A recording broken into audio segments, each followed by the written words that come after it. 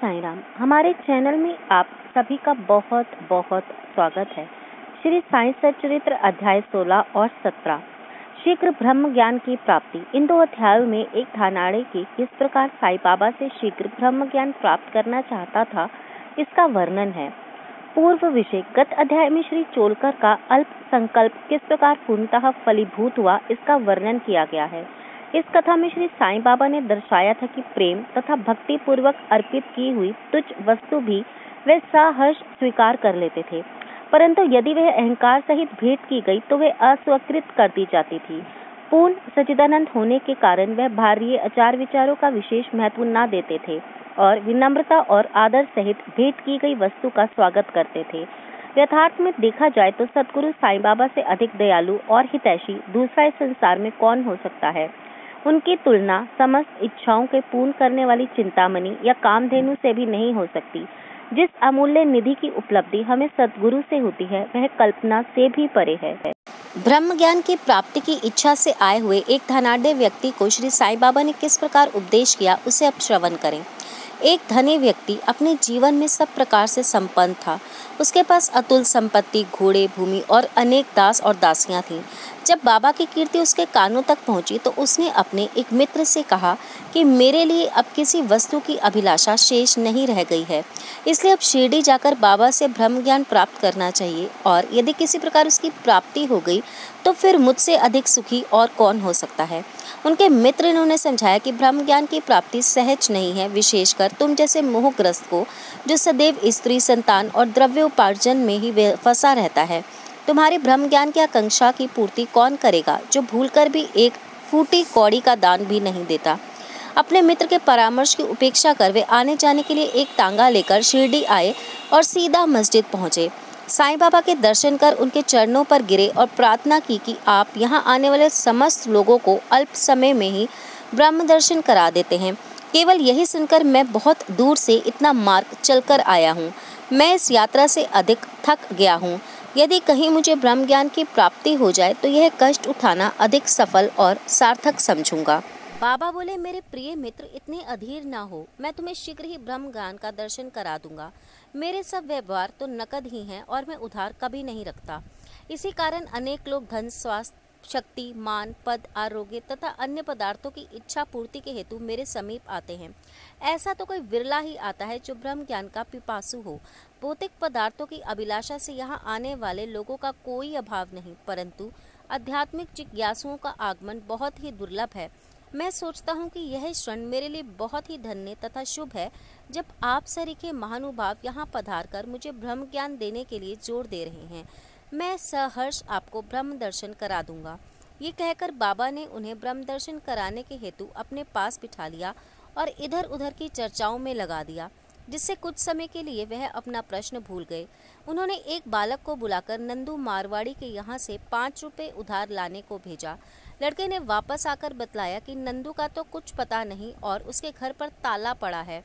फिर बाबा ने उसे दूसरे व्यापारी के यहाँ भेजा। इस प्रकार लड़का फिर रुपए लाने में असफल ही रहा।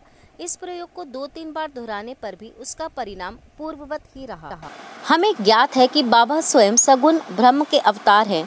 यहाँ प्रश्न हो सकता है कि इस 5 रुपए सरीखे तुच्छ राशि की यथार्थ में उन्हें आवश्यकता ही क्या थी, और उस क्षण को प्राप्त करने के लिए इतना कठिन परिश्रम क्यों किया गया।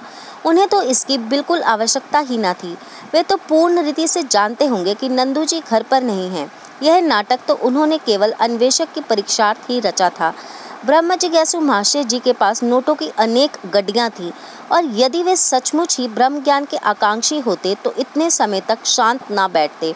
जब बाबा व्याग्रता पूर्वक 5 रुपए उधार लेने के लिए बालक को यहाँ वहाँ दौड़ा रहे थे तो वे दर्शक बने ही ना बैठे रहते। वह जानते थे कि बाबा अपने वचन पूर्ण कर ऋण अवश्य चुकाएंगे। यद्यपि बाबा द्वारा इच्छित राशि बहुत ही अल्प थी, फिर भी वे स्वयं संकल्प करने में असमर्थ ही रहा और 5 रुपए उधार देने तक का साहस ना कर सका। पाठक थोड़ा विचार करे कि ऐसा व्यक्ति बाबा से ब्रह्म ज्ञान, जो विश्व की अति श्रेष्ठ वस्तु है, उसकी प्राप्ति के लिए आया है। यदि बाबा से सचमुच प्रेम करने वाला अन्य कोई व्यक्ति होता तो वह केवल दर्शक न बनकर तुरंत ही 5 रुपए दे देता, परंतु इन महाशय की दशा तो बिल्कुल ही विपरीत थी। उन्होंने न रुपए दिए और ना ही शांत ही बैठे। वरन वापस जल्दी लौटने की तैयारी करने लगे और अधीर होकर बाबा से बोले कि अरे बाबा, कृपया मुझे शीघ्र ब्रह्म ज्ञान दो। बाबा ने उत्तर दिया कि मेरे प्यारे मित्र, क्या इस नाटक से तुम्हारी समझ में कुछ नहीं आया? मैं तुम्हें ब्रह्म दर्शन कराने का ही तो प्रयत्न कर रहा था। संक्षेप में तात्पर्य यह है कि ब्रह्म का दर्शन करने के लिए 5 वस्तुओं का त्याग करना पड़ता है। 5 प्राण, 5 इंद्रियां, मन, बुद्धि और अहंकार। यह हुआ ब्रह्म ज्ञान। आत्मानुभूति का मार्ग भी उसी प्रकार है जिस प्रकार तलवार की धार पर चलना। श्री साईं बाबा ने फिर इस विषय पर विस्तृत वक्तव्य दिया, जिसका सारांश यह है। ब्रह्म ज्ञान या आत्म अनुभूति की योग्यताएं। सामान्य मनुष्यों को प्राय अपने जीवन काल में ब्रह्म के दर्शन नहीं होते। उसकी प्राप्ति के लिए कुछ योग्यताओं का भी होना नितांत आवश्यक है। मुक्ति की तीव्र उत्कंठा, जो सोचता है कि मैं बंधन में हूँ और इस बंधन से मुक्त होना चाहिए, तो इस ध्येय की प्राप्ति के लिए उत्सुकता और दृढ़ संकल्प से प्रयत्न करता रहे तथा प्रत्येक परिस्थिति का सामना करने को तैयार रहे, वही इस आध्यात्मिक मार्ग पर चलने योग्य है। विरक्ति, लोक परलोक के समस्त पदार्थों में उदासीनता का भाव। ऐहिक वस्तुएं, लाभ और प्रतिष्ठा जो कि कर्मजन्य हैं, जब तक इनसे उदासीनता उत्पन्न ना होगी तब तक उसे आध्यात्मिक जगत में प्रवेश करने का अधिकार नहीं। अंतर्मुखता, ईश्वर ने हमारी इंद्रियों की रचना ऐसी की है कि उनकी स्वाभाविक वृत्ति सदैव बाहर की ओर ही आकृष्ट रहती है। हमें सदैव बाहर का ही ध्यान रहता है, ना कि अंतर का। जो आत्मदर्शन और दैविक जीवन के इच्छुक हैं, उन्हें अपनी दृष्टि अंतर्मुखी बनाकर अपने आप में ही होना चाहिए। पाप से शुद्धि, जब तक मनुष्य दुष्टता त्याग कर दुष्कर्म करना नहीं छोड़ता, तब तक ना तो उसे पूर्ण शांति ही मिलती है और ना ही मन स्थिर होता है। वह मात्र बुद्धि बल द्वारा ज्ञान लाभ कदापि नहीं कर सकता। उचित आचरण, जब तक मनुष्य सत्यवादी, त्यागी और अंतर्मुखी बनकर ब्रह्मचार्य व्रत का पालन करते हुए जीवन व्यतीत नहीं करता, तब तक उसे आत्म उपलब्धि संभव नहीं। सार वस्तु ग्रहण करना। 2 प्रकार की वस्तुएं हैं, नित्य और अनित्य। पहली आध्यात्मिक विषयों से संबंधित है तथा दूसरी सांसारिक विषयों से। मनुष्य को इन दोनों का सामना करना पड़ता है। उसे विवेक द्वारा किसी एक का चुनाव करना पड़ता है। विद्वान पुरुष अनित्य से नित्य को श्रेष्ठकर मानते हैं, परंतु जो मूढ़मती हैं वे आसक्तियों के वशीभूत होकर अनित्य को ही श्रेष्ठ जानकर उस पर आचरण करते हैं। मन और इंद्रियों का निग्रह। शरीर एक रथ है, आत्मा उसका स्वामी तथा बुद्धि सारथी है। मन लगाम है और इंद्रियां उसके घोड़े। इंद्रिय नियंत्रण ही उसका पथ है। जो अल्प बुद्धि हैं और जिनके मन चंचल हैं तथा जिनकी इंद्रियां सारथी के दुष्ट घोड़ों के समान हैं, वह अपने गंतव्य स्थान पर नहीं पहुंचते तथा जन्म मृत्यु के चक्र में ही घूमते रहते हैं। परंतु जो विवेकशील हैं, जिन्होंने अपने मन पर नियंत्रण कर रखा है, वे ही गंतव्य स्थान पर पहुंच पाते हैं, अर्थात उन्हें परम पद की प्राप्ति हो जाती है और उनका पुनर्जन्म नहीं होता। जो व्यक्ति अपनी बुद्धि द्वारा मन को वश में कर लेता है, वह अंत में अपने लक्ष्य प्राप्त कर उस सर्वशक्तिमान भगवान विष्णु के लोक में पहुंच जाता है। मन की पवित्रता। जब तक मनुष्य निष्काम कर्म नहीं करता, तब तक उसे चित्त की शुद्धि एवं आत्मदर्शन संभव नहीं है। विशुद्ध मन में ही विवेक और वैराग्य उत्पन्न होते हैं, जिससे आत्मदर्शन के पथ में प्रगति हो जाती है। अहंकार शून्य हुए बिना तृष्णा से छुटकारा पाना संभव नहीं है। विषय वासना आत्मानुभूति के मार्ग में विशेष बाधक है। यह धारणा कि मैं शरीर हूँ एक भ्रम है। यदि तुम अपने जीवन के ध्येय को प्राप्त करने की अभिलाषा है, तो इस धारणा तथा आसक्ति का सर्वतः त्याग कर दो। गुरु की आवश्यकता।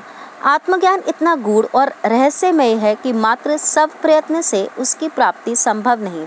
इस कारण आत्म अनुभूति प्राप्त गुरु की सहायता परम आवश्यक है। अत्यंत कठिन परिश्रम और कष्टों के उपरांत भी दूसरे क्या दे सकते हैं, जो ऐसे गुरु की कृपा से सहज में ही प्राप्त हो सकता है।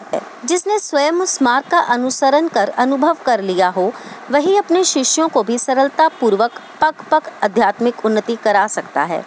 अंत में ईश कृपा परम आवश्यक है। जब भगवान किसी पर कृपा करते हैं, तो वे उसे विवेक और वैराग्य देकर इस भव सागर से पार कर देते हैं। यह आत्म अनुभूति ना तो नाना प्रकार की विद्याओं और बुद्धि द्वारा ही प्राप्त हो सकती है और न शुष्क वेद अध्ययन द्वारा ही। इसके लिए जिस किसी को यह आत्मावरण करती है, उसी को प्राप्त होती है तथा उसी के सम्मुख वह अपना स्वरूप प्रकट करती है। कठोपनिषद में ऐसा ही वर्णन किया गया है। बाबा का उपदेश। जब यह उपदेश समाप्त हो गया तो बाबा उन महाशय से बोले कि अच्छा महाशय, आपकी जेब में 5 रुपए के 50 गुने रुपयों के रूप में ब्रह्म है, उसे कृपया बाहर निकालिए। उसने नोटों की गड्डी बाहर निकाली और गिनने पर सबको अत्यंत आश्चर्य हुआ कि वह 10-10 के 25 नोट थे। बाबा की यह सर्वज्ञता देखकर वह महाशय द्रवित हो गए और बाबा के चरणों पर गिरकर आशीर्वाद की प्रार्थना करने लगे। तब बाबा बोले कि अपने नोटों का बंडल लपेट लो। जब तक तुम्हारा लोभ और ईर्ष्या से पूर्ण छुटकारा नहीं हो जाता, तब तक तुम्हें ब्रह्म के सत्य स्वरूप को नहीं जान सकते। जिसका मन धन, संतान और ऐश्वर्य में लगा है, वह इन सब आसक्तियों को त्यागे बिना कैसे ब्रह्मा को जानने की आशा कर सकता है। आसक्ति का भ्रम और धन की तृष्णा दुख का एक भंवर है, जिसमें अहंकार और ईर्ष्या रूपी मगरों का वास है। जो निरिच्छ होगा, केवल वही यह भवसागर पार कर सकता है। तृष्णा और ब्रह्म के पारस्परिक संबंध इस प्रकार के हैं, अतः वे परस्पर कट्टर शत्रु हैं।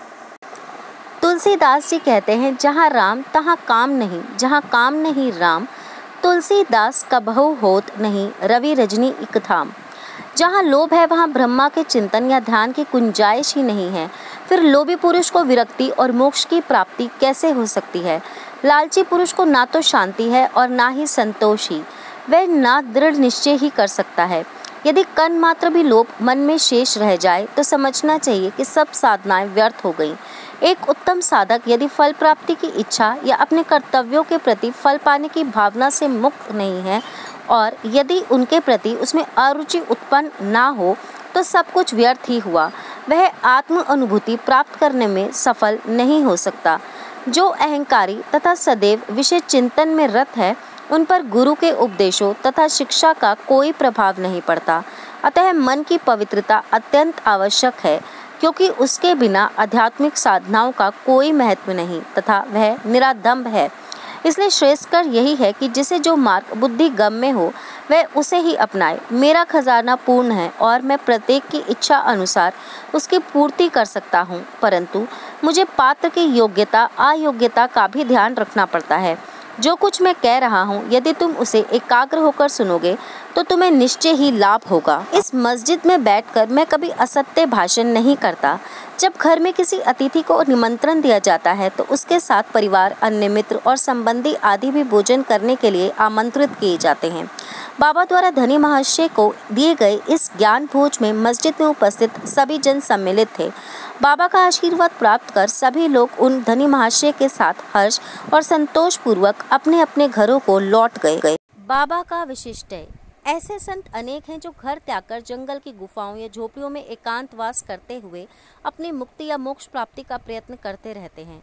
वे दूसरों की किंचित मात्र भी उपेक्षा ना कर सदा ध्यानस्थ रहते हैं।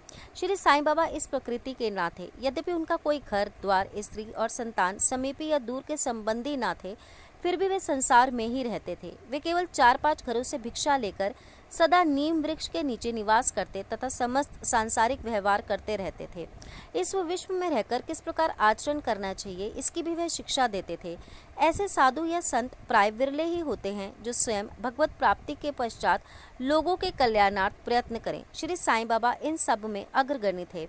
इसलिए हेमांत पंत कहते हैं कि वह देश धन्य है, वह कुटुंब धन्य है तथा वह माता पिता धन्य है, जहाँ साईं बाबा के रूप में यह असाधारण परम श्रेष्ठ अनमोल विशुद्ध रत्न उत्पन्न हुआ। श्री सद्गुरु साईनाथ अर्पणस्तु। शुभम भवतु। हमारे ज्ञानवर्धक कार्यक्रम देखने के लिए आप अभी सब्सक्राइब करें, बेल आइकन को प्रेस करें ताकि आप सब देख सकें हमारा कार्यक्रम सबसे पहले।